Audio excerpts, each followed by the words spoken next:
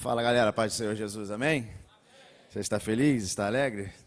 Graças a Deus. Pega a sua Bíblia aí, por favor. Deixa eu ler com você um texto no livro de Atos dos Apóstolos. Atos capítulo 3. Deus abençoe toda a liderança da juventude. Meu amigo Guilherme. Transmito meu abraço ao pastor Holanda por esse convite, a toda a liderança, todos os envolvidos aí com esse trabalho lindo que eu amo. Eu fui líder de jovens aqui. E estar pregando aqui é sempre uma honra e um prazer. Toca Thaís, Benjamin e Rubem. Faz aí assim com a mão, Rubinho. Assim, ó. Isso aí. Ele fica feliz quando fala o nome dele no púlpito. Né? Atos capítulo de número 3. Abre aí, por favor. Você está na melhor igreja do mundo. Atos capítulo 3. Deixa eu ler com você um texto bastante conhecido. Minha gratidão ao meu pastor Silas Filhos. Os nossos mentores e pastores que tanto nos ajudam. Atos capítulo de número 3, estamos juntos?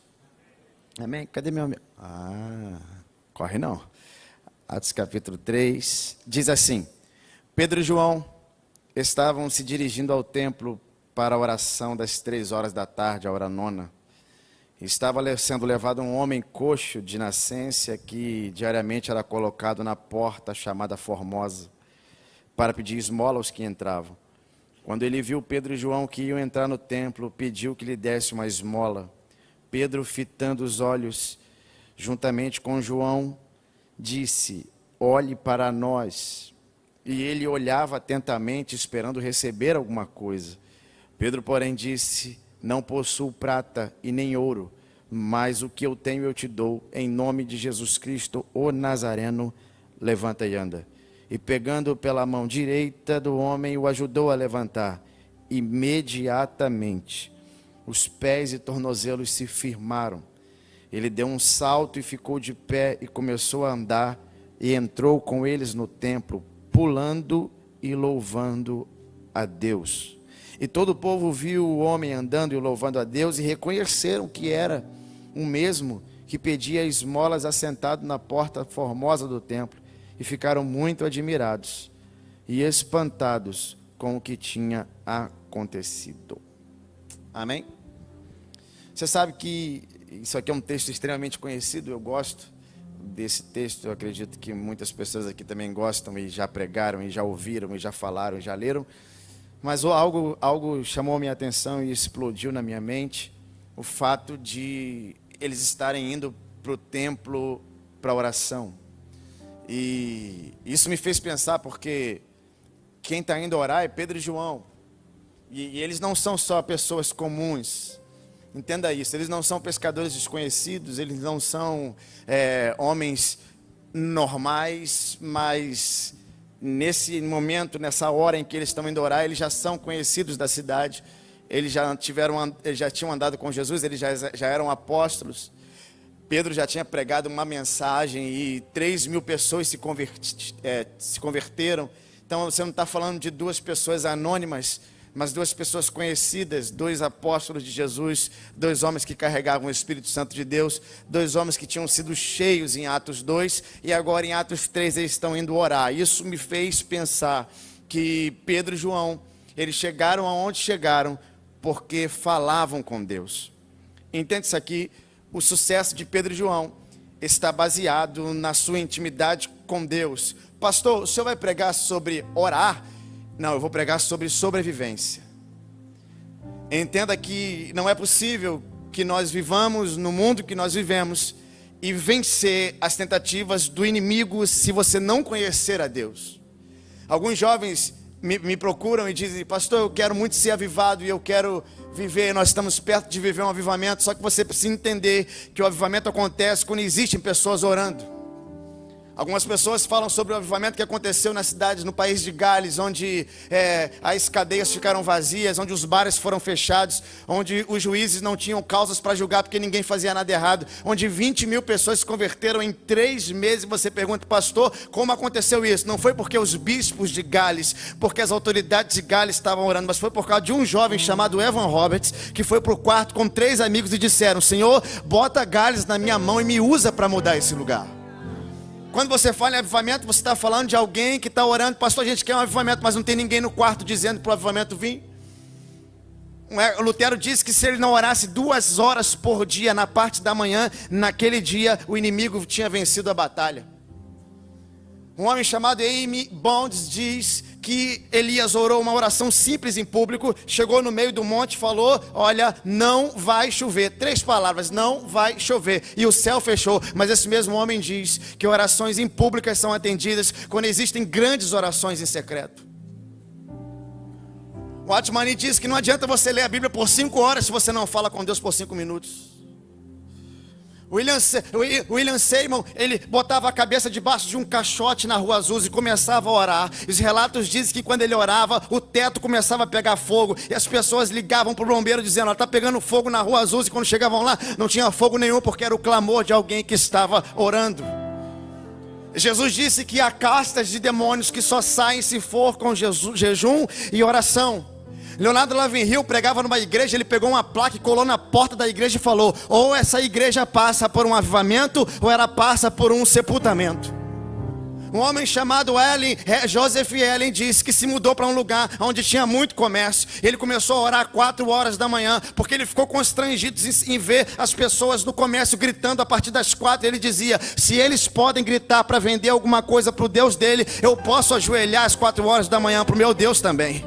John Knox começou a orar quando era novo e orou até o final da vida dizendo: Senhor, ou o Senhor me dá a Escócia inteira, ou eu vou morrer. Ainda tem uma geração que não vem só para um evento porque tem gente, mas ainda está preocupada em ajoelhar e dizer: Senhor, salva minha casa, muda o lugar que eu estudo, muda o lugar que eu trabalho. Será que ainda tem alguém disponível para dizer: eu não participo de uma geração somente tecnológica, eu participo de uma geração que ainda está orando e dizendo: se o Senhor quiser fazer alguma coisa, eis-me aqui, envia-me a mim. Será que ainda tem alguém que está preocupado em ser avivado e dizer: Deus, conta comigo? Olha o que esses homens estão fazendo. Eles não estão indo lá para olhar, eles estão indo lá para orar. Eles não estão indo lá para ver, eles estão indo lá para falar com Deus. Eles não iam nem pregar nesse dia, mas estavam indo. Aí o texto diz que eles colocavam um coxo na porta, um homem doente. A primeira vez que eu li isso aqui, eu achei fantástico. Eu falei: uau, o serviço social dessa igreja está funcionando bem. É, porque alguém está levando o cara, ó, carregando e botando lá. Eu falei: que legal, pelo menos ele está indo. Só que se você olhar bem e começar a prestar atenção no texto, você vai ver que ele era colocado todo dia na porta. E aí eu comecei a pensar: todo dia na porta? Peraí, mas... E o texto fala assim: eles colocavam ele todo dia no mesmo lugar. Então eu comecei a pensar que essa ajuda não era tão boa. E nem era tão ajuda. Por quê? Porque parece que está ajudando, mas está colocando no mesmo lugar. Parece que está fazendo bem, mas está colocando na porta. Nunca do lado de dentro, sempre do lado de fora. Imagina quem está levando, indo para o templo orar, ou adorar a Deus, carregando o homem numa maca, não sei. E aí chega na porta do templo e fala assim: ó, você fica aí, que eu vou lá dentro, vou adorar, vou receber, vou falar com Deus, vou ganhar a bênção. Mas quando eu voltar, eu prometo que eu te levo, eu te levo para casa de novo. Pastor, será que o senhor não sabe que pessoas com deficiência eram consideradas pecadoras e pecadoras não entravam na igreja? Eu sei disso, mas parece que essas pessoas estão concordando muito bem com isso, porque fazem questão de levar o homem para sobreviver na porta do lado de fora e não na porta do lado de dentro. Eu acho que está na hora de Deus começar a dar uma mexida nos nossos relacionamentos. Mandar para lá a gente que nos coloca no mesmo lugar e trazer para cá a gente que abre a porta e faz você entrar. Entenda que quando Deus quer nos fazer romper, Ele move as peças das pessoas nas nossas vidas. Então não reclame de quem foi embora e não reclame de quem chegou, porque Deus está movendo coisas para fazer você entender que você precisa fazer pessoas entrarem. Você consegue visualizar isso aqui? Eu quero que você visualize comigo. Ó, Pedro e João, em Jerusalém não tinham muitas ruas. Não tinham muitas ruas como aqui.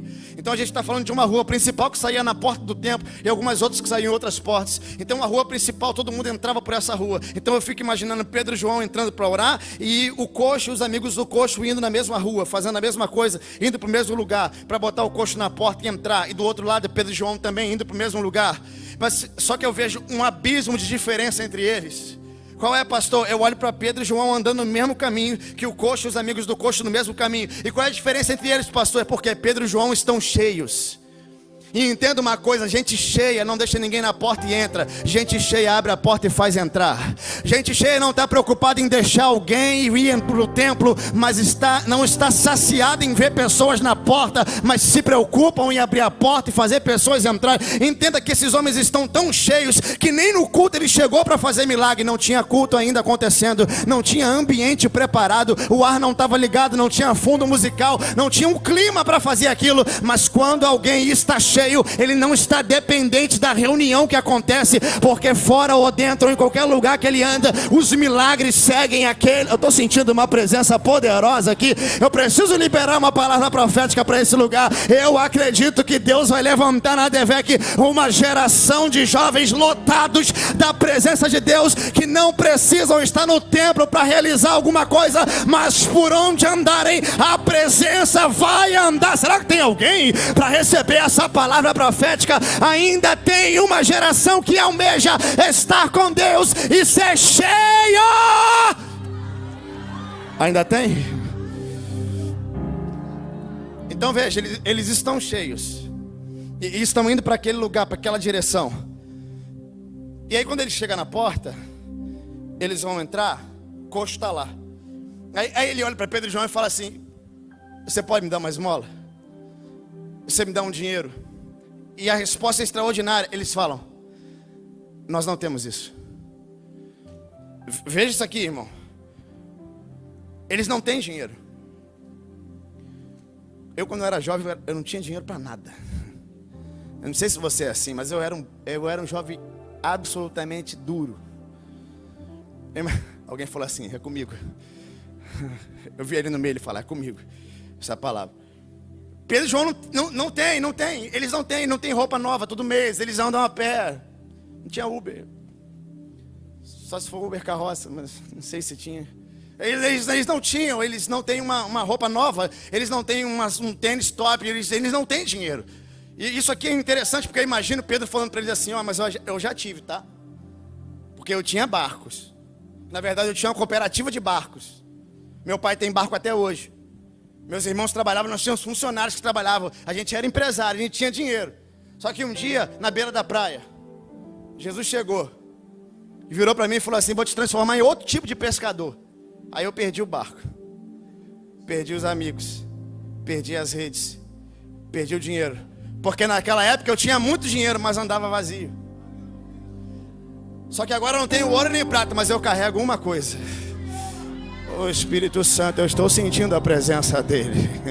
Tem dois homens que estão dizendo: o ouro e a prata que você quer eu não tenho, mas eu tenho algo que vai fazer você levantar dessa vida que você está vivendo e nunca mais pedir esmola onde você anda, nunca mais voltar a cair nos mesmos erros, nunca mais voltar a pecar nas mesmas coisas, nunca mais voltar a acessar o que você não deve, nunca mais voltar a se relacionar com quem você está se relacionando, porque há uma coisa no homem de Deus que transfere para outro homem chamada Espírito Santo. E quando ele entra, o caído levanta, o oprimido é liberto, o doente é curado. Será que tem alguém para me ajudar a levantar a mão aqui? Ei, quando Deus entra, aquilo que está prostrado fica de pé.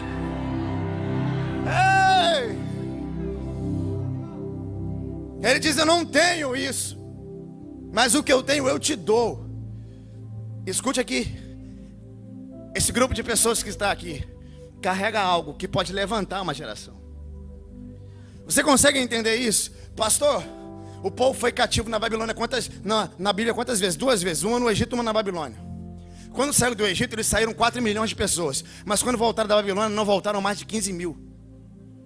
Não tinha mais de 15 mil pessoas voltando da Babilônia para Jerusalém. E hoje os judeus são uma nação imensa em todo o mundo. O que isso quer dizer? É que 15 mil pessoas são 2 vezes esse lugar cheio. Você acha que é muito para uma nação? Para uma nação não é nada. Mas 15 mil pessoas fizeram a nação que existe hoje, porque preservaram aquilo que carregava. se esse grupo de pessoas que estão aqui preservarem aquilo que Deus tem, a nação não vai suportar aquilo que nós carregamos. Será que tem meia dúzia para pegar uma palavra como essa? Pelo amor de Deus, eu não estou jogando palavra ao vento, eu estou dizendo que ainda tem uma geração de jovens que pode transformar o ambiente que está. É porque nós estamos acostumados a entrar no culto, sair de culto, pegar a palavra profética que não muda nada. Entrei, pastor, foi legal, palavra boa, voltei para casa, ficou da mesma forma. Mas eu acredito que quando o Espírito entrar de verdade e você se apossar daquilo que eu estou falando, nada mais será como antes. Será que tem alguém aqui profético para pegar uma palavra dessa e colocar no coração e dizer: se ninguém quiser, eu vou?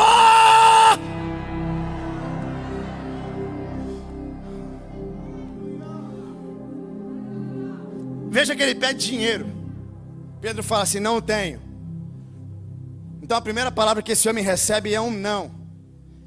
Não sei você, mas eu recebi muito não de Deus. Eu tenho certeza que se Deus respondesse todas as orações que eu fiz, o último lugar que eu estaria era aqui. Eu pedi para ser jogador de futebol, pedi para ser cantor, pedi para morar fora do Brasil, pedi para ser piloto de Fórmula 1, pedi para casar umas 20 vezes. Só que Deus não me deu tudo que eu pedi. Agora você imagina esse cara na porta e fala assim: me dá uma esmola. E Pedro fala: eu tenho ouro e prata aqui, toma aqui. O homem ficaria feliz, sim ou não? Pedro ficaria feliz porque ajudou? Então se Pedro tem esmola, ele dá para o homem fica feliz. Pedro fica feliz, fica todo mundo feliz e fica todo mundo do mesmo jeito. Entende isso aqui? Se o homem pede esmola para Pedro e Pedro dá esmola para ele, o homem fica feliz, Pedro fica feliz, todo mundo fica feliz, é uma glória, uma alegria só, e todo mundo permanece da mesma forma. Pedro não vê milagre acontecer e o homem não levanta da porta. É por isso que Deus não dá para a gente tudo que a gente pede, porque se Ele der tudo que a gente pede, Ele corre o risco de estiver atrofiado, estagnado, parado no mesmo lugar. Porque o não de Deus tem um poder de fazer você se movimentar, o não de Deus tem o poder de fazer você se levantar para buscar. Entende isso aqui? Toda vez que Deus diz não para você, Ele quer tirar você dessa estagnação, desse ostracismo e fazer você levantar para um novo nível de intimidade com Ele. Você consegue entender? Você precisa se movimentar, você precisa se desenvolver. Pastor, o que é desenvolver? A palavra desenvolver. O que é isso? É você se desvencilhar, é você se desenvolver daquilo que te envolve, daquilo que te para, daquilo que te tolhe, daquilo que faz você viver na mesma vida, sem ver milagre, sem ver presença, entrando e saindo do templo, se relacionando com as mesmas pessoas e não vendo nada acontecer. Chegou a hora, meu filho, de você se levantar para um nível de intimidade. Será que tem alguém me ouvindo aqui? Pelo amor de Deus, toda vez que Deus disser um não para você, Ele quer te desenvolver e fazer você levantar. É um princípio do não de Deus. Pedro olha para ele e fala assim: eu não tenho isso, mas eu tenho algo que muda a tua história. E Pedro libera uma palavra. Irmão, olha para cá. Você sabe qual é a máxima do apóstolo Pedro? Eu vou dizer qual é. É um cara ignorante, que negou a Jesus, que se desviou, mas depois voltou para a presença. E quando ele voltou, ele foi batizado com o Espírito Santo. E quando ele foi batizado com o Espírito Santo cheio em Atos capítulo 2, ele era outra pessoa. Então qual é a máxima de Pedro? É porque ele sabe o que ele carrega. Eu vou repetir isso aqui. Ele sabe o que ele carrega. Ele não precisa que ninguém aplauda ele. Ele não precisa que ninguém reconheça ele. Guilherme, ele não precisa que ninguém curta as postagens dele. Ele não precisa que a página dele bombe, porque ele sabe quem ele é e o que ele carrega. Ele sabe o que Deus colocou nele. Você consegue entender isso aqui? Ele sabe que ele não carrega coisa que dá para tocar. Ele carrega algo do lado de dentro. Pedro se conhece, dizendo que ele vai chegar ou não, ele não importa. Dizendo que ele é bonito ou que ele é feio, ele não importa. Dizendo que quer ficar com ele ou que não quer, ele não está preocupado com isso, porque ele sabe quem ele é. O que ele carrega é algo que Deus colocou nele. E quando Deus coloca algo em alguém, não tem ninguém que possa arrancar aquilo que Deus colocou. Pedro se conhece. Ele carrega algo. E o que ele está fazendo, pastor? Ele está pegando o que ele carrega e está colocando em alguém. Uau!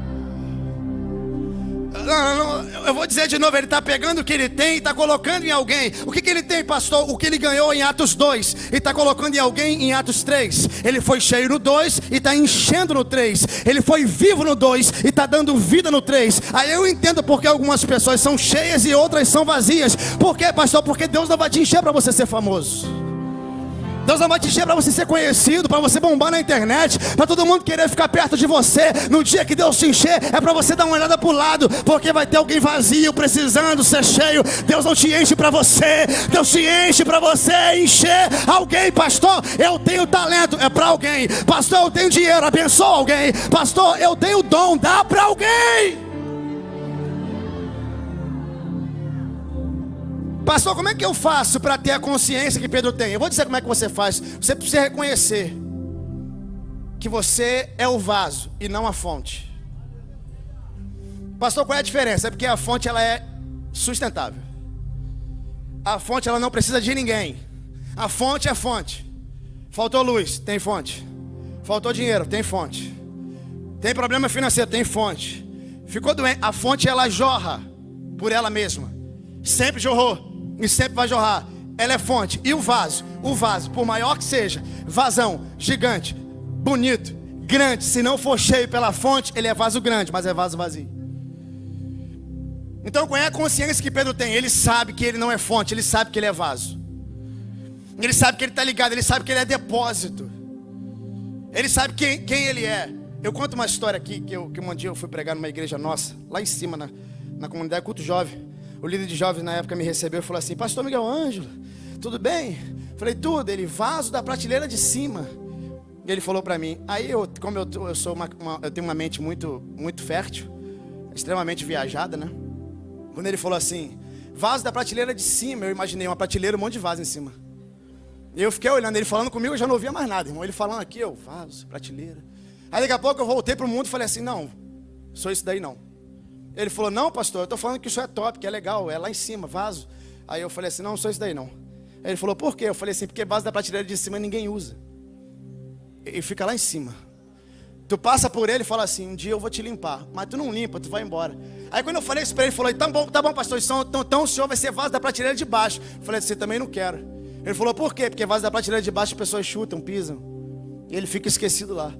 Aí ele já estava ficando nervoso, o garoto tadinho. Ele falou assim, pastor, se o senhor não é de cima, o senhor não é de baixo, o senhor é da onde então? Isso na porta da igreja. Eu falei assim, eu sou vaso da prateleira do meio.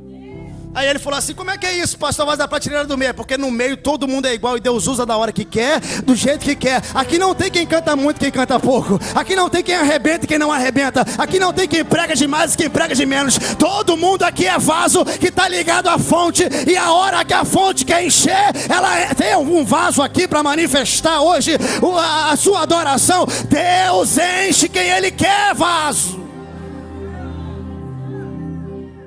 Pedro é um vaso.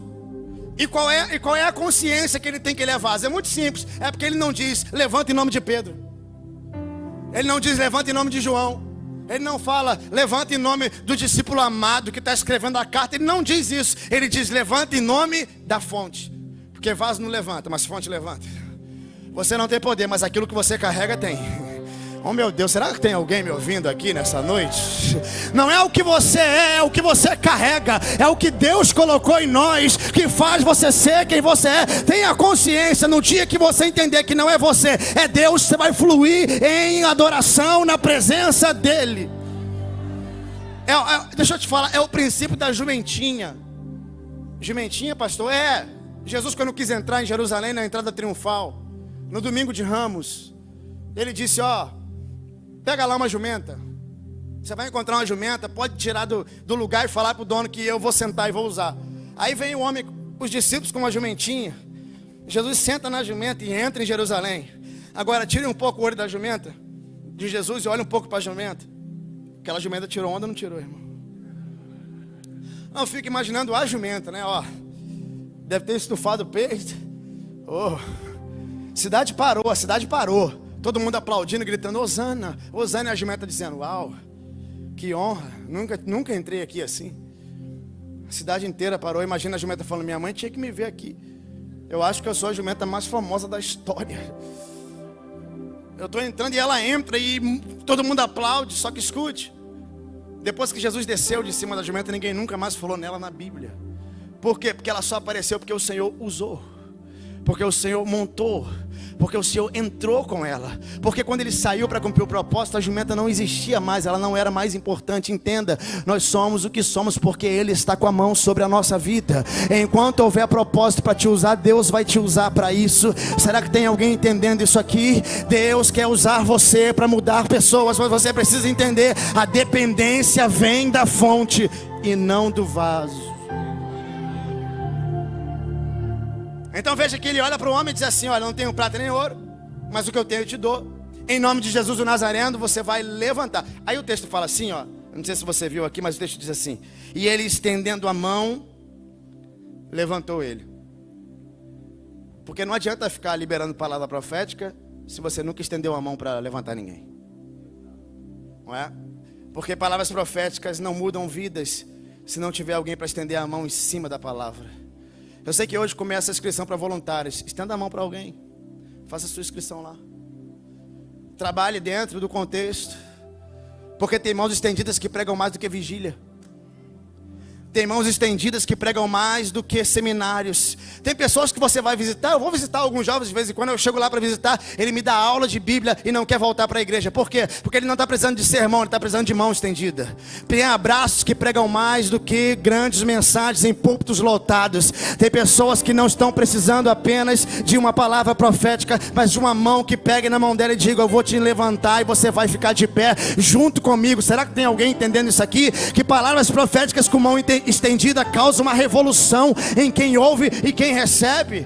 Ele diz mais, ele diz: olhe para nós. Eu adoro isso aqui, irmão. Por quê? Porque não adianta você liberar a palavra profética se você não pode dizer para alguém olhar para você. Olha para nós é o quê? Olha para a minha vida, você vai ver que o que eu estou pregando é verdade. Olha aqui para o que eu estou vivendo, que você vai ver que o que eu vivo, você também pode viver. Olha para nós, porque nós estamos de pé e você está prostrado, mas daqui a pouco você vai estar de pé igual a mim. Porque a nossa maior pregação não está em conhecimento teológico. A nossa maior pregação está em vida. É você dizer para alguém: você quer ser como eu? Então olha para mim e faz o que eu faço. Paulo teve coragem de dizer: sede meus imitadores. Me imita que você vai ficar como eu fico. Ei, olhe para mim que você vai ser como eu. Será que você tem coragem de dizer isso aqui para alguém? Eu estava assim como você está, prostrado na porta. Mas se você quiser entrar, olha para mim, deixa eu pegar na tua mão e receba essa palavra. Quando essas três coisas se unem, pessoas são levantadas. Vida com Deus, mão estendida e palavra profética. Sabe o que aconteceu? Imediatamente 5 coisas aconteceram. 5, pastor? Os pés e os tornozelos ficaram firmes. Ele se levanta, ele salta, ele anda e ele entra. Estamos falando de um homem que nunca andou, mas agora está andando. Nunca tinha andado, não sabe andar, mas agora está andando não, agora está saltando. Agora está pulando. Irmão, deixa eu te falar uma coisa, eu tenho 2 filhos, estão ali. Eu acompanhei o crescimento deles. Eu vi como eles começaram a andar. Talvez você não lembre quando você começou a andar, mas você caía bastante. Tem um ali, o mais novinho, que eu acho que no futuro a gente vai ter que bater uma chapa da cabeça. Irmão, o bicho caiu de cabeça, irmão. Era galo de tudo quanto é lugar. Ele caiu demais. De vez em quando eu escutava puf. Falei: Thaís, caiu lá, hein? Chegava lá, ele estava lá com a perna para cima. É porque ele queria correr e não sabia andar. Ele queria saltar, mas ele não sabia andar. Ele queria fazer igual a irmã, mas ele não conseguia. Porque não dá, existem etapas naturais a serem cumpridas. Se você nunca andou, você tem que aprender a andar, começar a fazer. Mas esse homem é diferente. Ele nunca andou, Guilherme, mas agora ele saltou. Ele não seguiu o padrão. Você consegue entender isso aqui? Pastor, é porque eu quero muito ser pastor. Então você vai ter que ser obreiro, diácono. 10 anos aqui, 4 anos aqui, servir, porta. Etapa natural. Eu acho que ela é válida, mas para algumas pessoas não serão assim. E qual é a prova, pastor, disso? É porque esse homem aprendeu a priorizar. Ele não levantou para correr maratona, não levantou para ir ao cinema, não levantou para fazer amizade, não levantou para ir para um rodízio, não levantou para curtir, ele não levantou, ele levantou, deu meia volta e entrou no templo. E quando você prioriza Deus, Deus prioriza você. Eu acredito que alguns jovens aqui vão pular algumas etapas que eram para ser naturais e vão chegar lá na frente porque aprenderam a priorizar priorizar. Era para botar a mão aqui nisso, eu não boto a mão porque eu priorizo. Era para estar em tal lugar, não vou para esse tal lugar porque eu priorizo. É para você fazer tal coisa, não faço porque priorizo. É para beber, é para fumar, é para sair, é para fazer sexo, eu não faço porque eu aprendi a priorizar. Será que tem uma geração que ainda prioriza o reino aqui? Quem resolve priorizar o reino, avança etapas que você nunca imaginou avançar.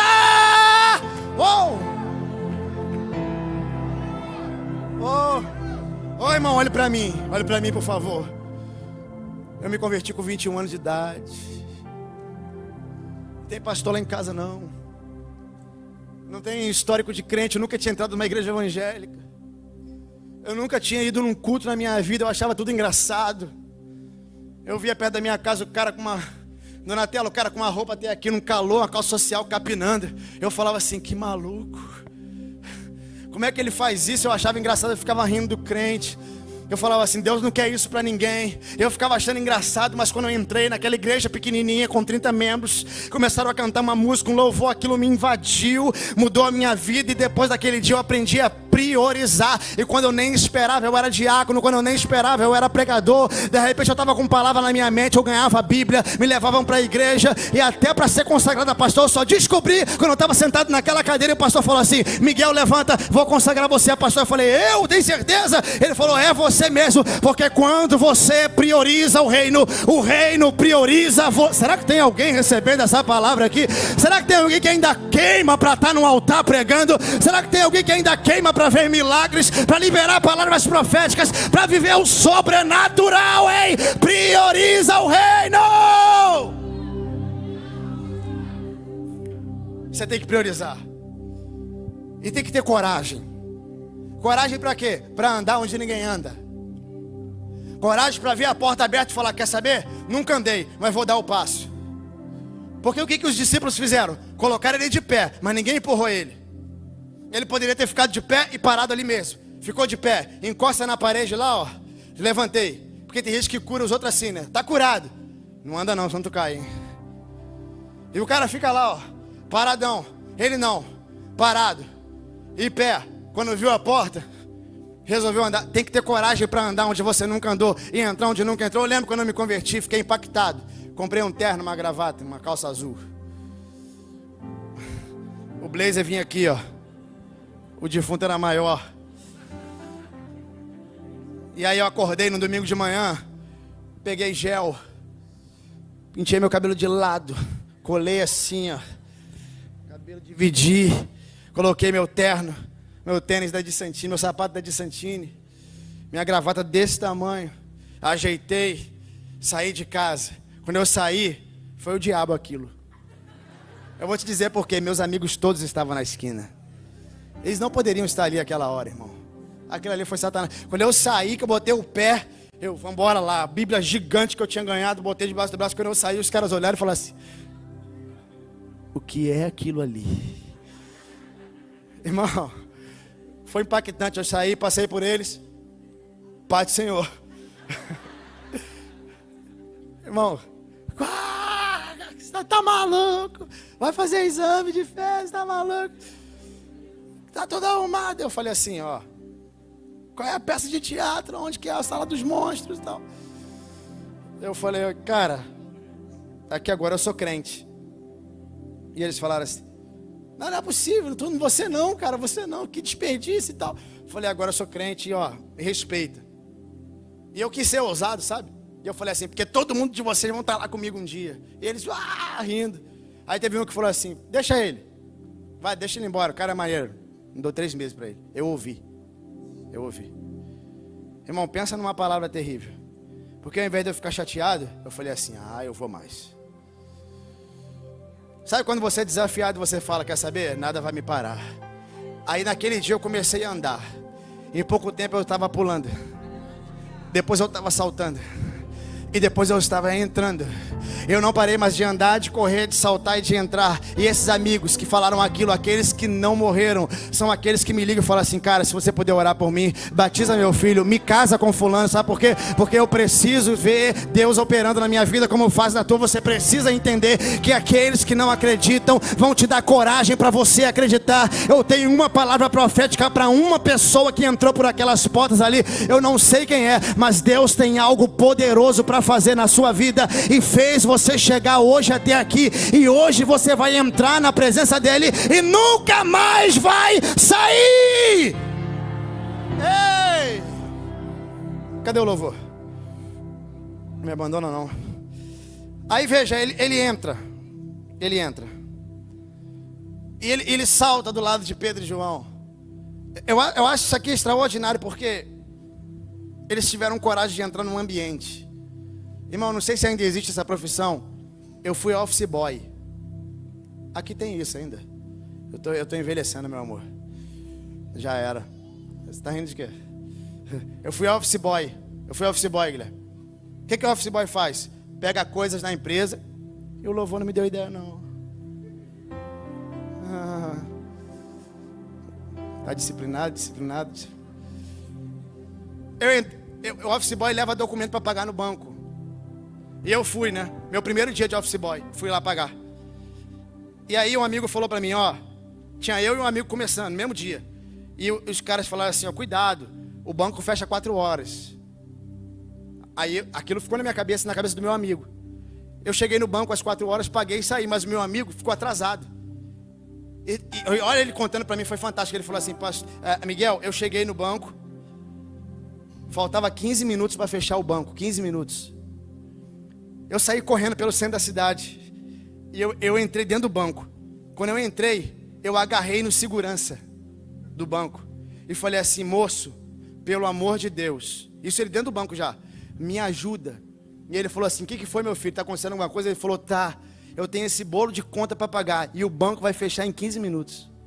Ele dentro do banco. Escuta isso aqui, irmão. 4 horas da tarde, ele dentro do banco.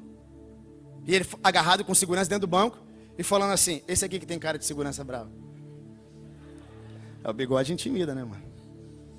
Ele agarrou o cara e falou assim, ele dentro do banco já, o banco aqui, a fila aqui, ele na fila, me ajuda a segurança. Eu preciso pagar todas essas contas, o banco vai fechar em 15 minutos, eu não vou conseguir pagar, eu vou ser mandado embora. E o segurança olhando para ele falando assim, que cara estranho, mano.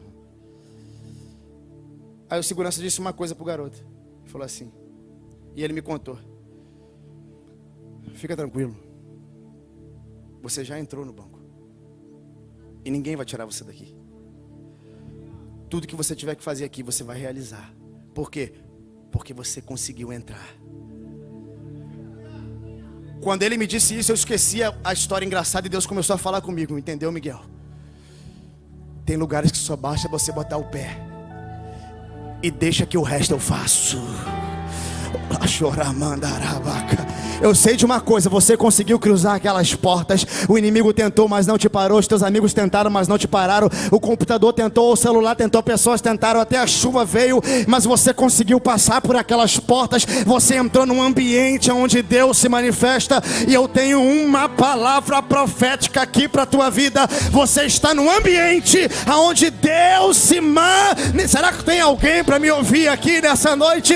Eu vim pregar para uma geração que entrou. Nada vai tirar você daqui. Os teus inimigos não te tiram, os teus amigos não te tiram. Você está na casa do teu pai e Deus vai renovar, vai mudar, vai transformar, vai acender chamado no coração de gente aqui. Você pode ficar de pé no teu lugar. Levante as suas mãos e me ajude a adorar a Ele aqui.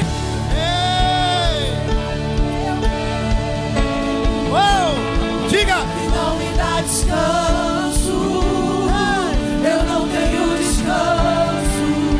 Será que tem alguém para dizer, eu tenho fogo? Eu tenho fogo cerrado em meu peito.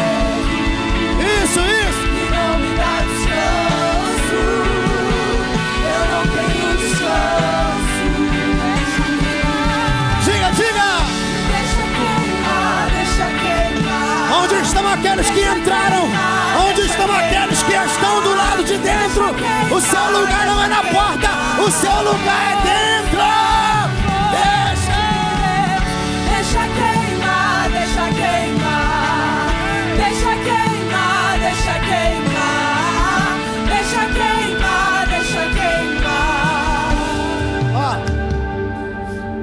Eu escutei uma história há 10 anos atrás. Escute isso aqui, por favor. Isso vai virar uma chave na tua vida. Isso não é uma verdade, é uma parábola. Mas ela me bagunçou por dentro. Um homem botava uma tenda na cidade. Ele botava uma placa, Guilherme, escrito assim, ó: eu respondo todas as perguntas e dou solução para todos os problemas. Na porta da cidade, no centro da cidade. Ficava a fila. E as pessoas entravam e falavam assim: é verdade, resolveu. É verdade, ele sabe. Ele sabe de tudo. Aí entrou uma mulher com uma criança. Chegou para ele e falou assim: moço, eu tenho um problema com esse menino. E ele falou: qual é? E ela falou assim: o senhor tem que me ajudar, eu já tentei de tudo. E ele falou: qual é? Aí ela disse assim: é porque ele é viciado em doce. Ele não para. E o cara olhou para ela, olhou para o menino, olhou para ela e falou assim: daqui a 3 meses eu vou em 3 cidades e eu volto aqui. E quando eu voltar eu te dou essa resposta, ok? E ela falou assim: tá bom. Ela não entendeu muito bem e foi embora. O homem saiu, andou pelas cidades. 3 meses depois a mulher era a primeira da fila com o garoto. Entrou na porta e falou assim: o senhor lembra de mim? Ele falou: lembro. Ele ainda é viciado em doce. O que eu tenho que fazer? Ele falou assim: faça isso, isso e isso, e o problema vai ser resolvido. Ela falou: uau, nunca pensei nisso. Que fantástico, que palavra fantástica, obrigado. Isso vai resolver. Mas quando ela estava indo embora, ela voltou e falou assim: mas eu preciso perguntar uma coisa. E ele disse: o quê? Por que você não me falou isso há 3 meses atrás? Você não tem ideia de quanto de doce que esse menino comeu de 3 meses pra cá? Por que você não me falou isso atrás? Ele falou assim: não dava pra te falar isso lá atrás. E ela disse: por quê? E ele falou assim: porque naquela época eu era viciado em doce. Eu não posso vencer uma coisa, ajudar alguém a vencer algo que eu não venci ainda. Eu não posso viver algo que eu não consegui vencer. Eu não posso liberar palavras que eu não consegui vencer. E se tem uma coisa que eu consegui vencer, foi um tanto de pecado que eu cometia, um tanto de incredulidade que eu tinha, um tanto de conflito que eu tinha. Eu estou aqui para ser um canal de bênção para a tua vida. Está na hora de você vencer algumas coisas hoje aqui. Você vai sair do teu lugar, você vai vir para o altar. Só você que não consegue vencer. Não consigo vencer essa tentação, não consigo vencer esse problema, não consigo vencer essa dor, não consigo vencer essa traição, não consigo vencer o desprezo dos meus pais, não consigo vencer depressão. Você vai correndo daí e vai vir pra cá, porque tem um Deus aqui que faz o que psicólogo não faz, que faz o que psiquiatra não faz, que resolve o que remédio antidepressivo não resolve. Sai do teu lugar e vem pro altar. Vai louvor, vai louvor. Ei, ei, ei, ei. Isso. Deixa queimar. Isso. Diga. Deixa queimar, deixa queimar. Deixa queimar. Isso, deixa vem, vem. queimar. Deixa queimar. Só quem precisa vencer isso. Ei. Fogo de Deus. Deixa queimar, deixa queimar. Cadê você? Sai do seu Deixa lugar. queimar, deixa queimar. Nada vai te parar aí. Chegou a hora de transformar. Isso. A morte venceste, o véu tu rompeste, a tumba vazia agora. Pastor, eu não consigo vencer. Vai vencer hoje. Pastor, eu não consigo chegar. Vai chegar hoje. Pastor, eu sou vazio, sou frio. Vai ser cheio hoje. É. Pois ressuscitaste, vivo estás. Tem alguém pra dizer que ele é invencível? És invencível, inigualável, hoje pra sempre reinará. Diga até o reino. Teu é o reino, tu é a glória, acima de todo nome. Segura. Ó. Na hora da oferta eu fui ao banheiro. Falei, eu vou logo no banheiro. Daqui a pouco eu volto. Quando eu fui no banheiro, eu vi essa jovem aqui, parada ali. Ela estava ali sentada. Antes dela sentar ali, ela estava sentada ali. E quando eu passei por ela, Deus falou comigo: ela vai lá na frente. E quando ela sair de lá e vir pra cá, eu vou libertar ela. De tudo aquilo que prende a sua vida, Ela estava sentada ali e Deus falou comigo: pode acreditar, libere palavras proféticas. Quando eu voltei, eu não vi mais ela ali. Eu falei: ué, para onde ela foi? Será que ela foi embora? Mas ela tinha mudado de lugar e agora ela está aqui. As cadeias que prendem, o Deus que salva, cura e liberta está nesse lugar para dizer: eu ainda liberto pessoas. Onde está você? Saia do seu lugar aí.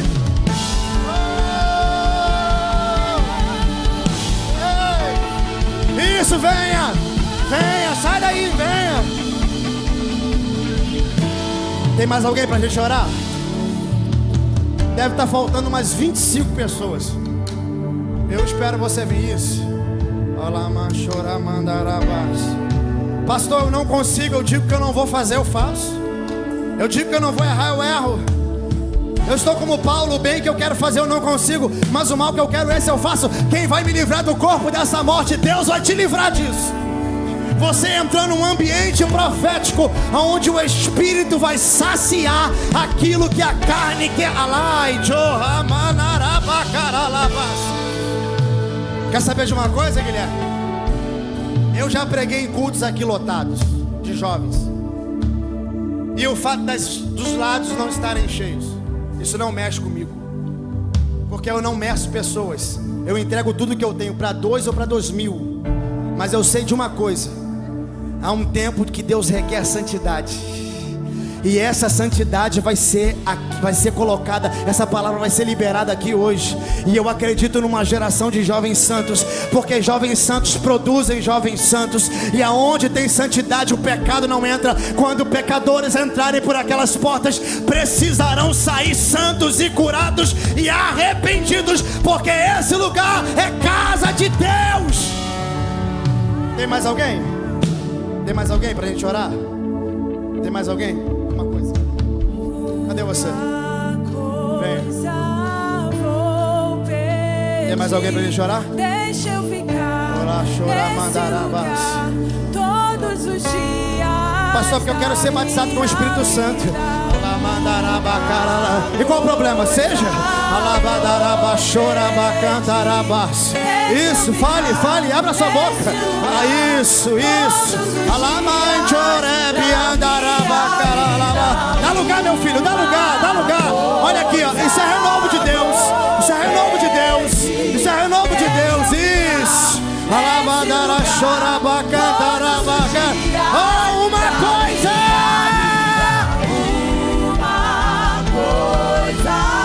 boa. Isso. Deixa eu ficar nesse lugar todos os dias da minha vida. Nós somos seus ministros. Diga isso. Não negue o seu fogo. Nós somos seus ministros. Será que tem alguém querendo queimar aqui ainda? Pelo amor de Deus. Nós somos seus ministros. Não negue o seu fogo. Nós somos seus ministros. Pastor, só tem um jeito de você ser livre aqui disso. Só tem um jeito. É a cruz que tem que te libertar. Você precisa apelar para o sangue. Pela força você não consegue, pela inteligência você não consegue. Mas se você disser hoje: Jesus, me cobre com teu sangue, você é verdadeiramente livre. Porque se o Filho do Homem vos libertar, você é de verdade livre. Como é que é aquela música da cruz? A cruz me libertou. Como é que é? Baixinho. Isso. Feche seus olhos. Nós já vamos orar. Feche seus olhos. Isso. Assim, Priscila, no altar. Seja exaltado,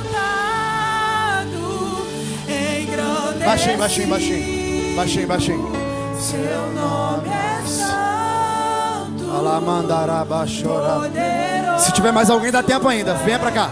E não há nada que apague o seu amor. Diga: a cruz. A cruz me libertou. Mais baixinho. Pastor, eu quero parar de cair com a minha namorada. Vem pra cá. Nós vamos orar. Isso. Sai do seu lugar. Venha. A cruz vai libertar pessoas aqui. Seja exaltado, engrandecido. Tem mais alguém pra gente orar? Pode chorar, meu filho. Você está na casa do teu pai. E não há nada que apague o seu amor. Diga isso pro inferno ouvir. A cruz me libertou. No altar de adoração. Me libertou e no Altar de adoração seja sempre. Será que tem alguém para sentir essa presença? Jesus, Filho de Deus. Ei, diga. Deixou a sua glória, morreu em meu lugar. Jesus, Filho de Deus. Só tu és Jesus, Filho. Só os livres. Diga, seja exaltado. Seja exaltado, engrandecido. Isso. Poderoso é, e não há nada que apague o seu amor. A cruz me libertou, a cruz me libertou. Diga. Engrandecido, seu nome é santo, poderoso é, e não há nada que apague o seu Diga a cruz. A cruz me libertou, a cruz me libertou, a cruz me libertou, a cruz me libertou. Nós vamos orar. Se tiver mais alguém, corra para cá agora. Você vai ser livre agora. Senhor Jesus, aonde houver cadeias, aonde houver pecados,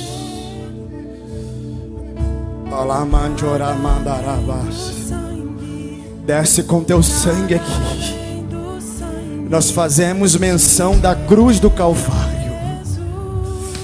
A cédula de acusação está sendo rasgada. Declaramos pecados perdoados. Jovens e adultos arrependidos. E uma nova geração de gente santa sendo levantada. Olá, Ijomanaragadarabass. Aonde houver cadeias, Senhor, quebre. Levanta uma geração de santidade com lábios puros. Eu declaro como Isaías disse: eis-me aqui, envia-me a mim.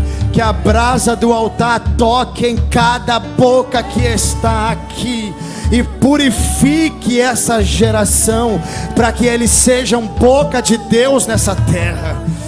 Que assim seja, Senhor, em nome de Jesus. Eu declaro isso em nome de Jesus. Eu tenho 3 minutos para entregar o microfone para ele.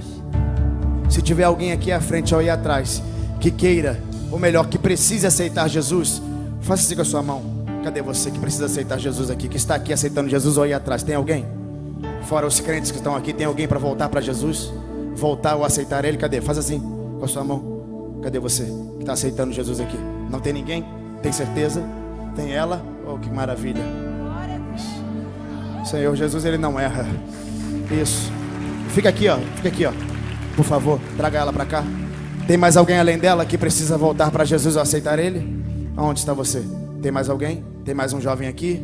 Graças a Deus, aceitando a Jesus. Onde está você que precisa voltar para Jesus ou aceitar? Tem mais alguém? Tem mais alguém? Cadê você? Não tem mais ninguém, tem certeza? Tem mais um aqui? Graças a Deus. Cadê? Tá faltando um homem. Cadê você, meu filho? Que precisa voltar para Jesus. Faça assim com a sua mão. Cadê você, meu filho? Tá aqui. Tá voltando aqui. Tá faltando mais um homem. Cadê você? Um que não veio aqui à frente, ficou aí atrás, mas precisa de Jesus. Eu tô indo rápido, mas Deus está aqui. Cadê você? Volte. Levante sua mão e volte para casa. Onde está você? Afastado, desviado. Cadê?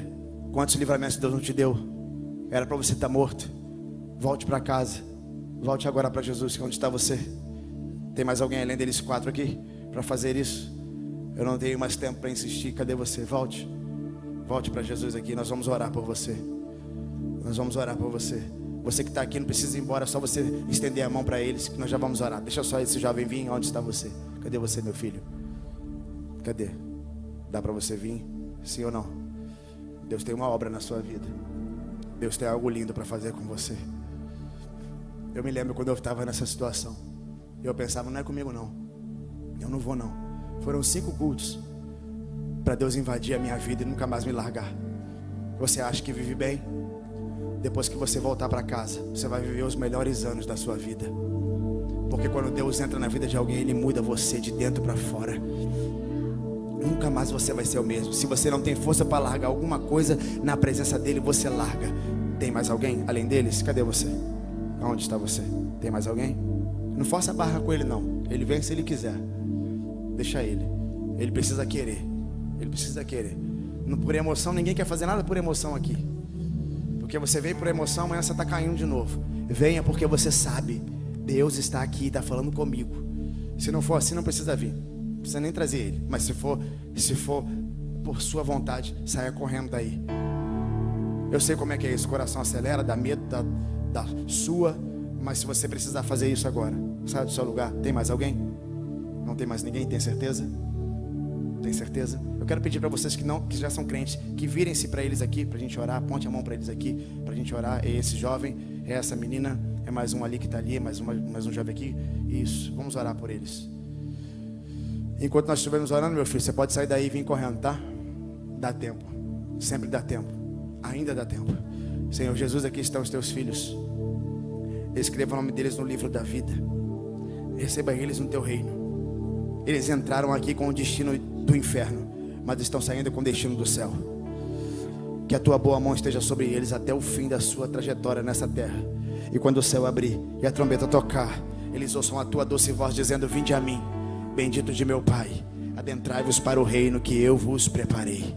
Eu entrego a vida deles nas tuas mãos, em nome do Senhor Jesus. Amém e amém. Você pode aplaudir.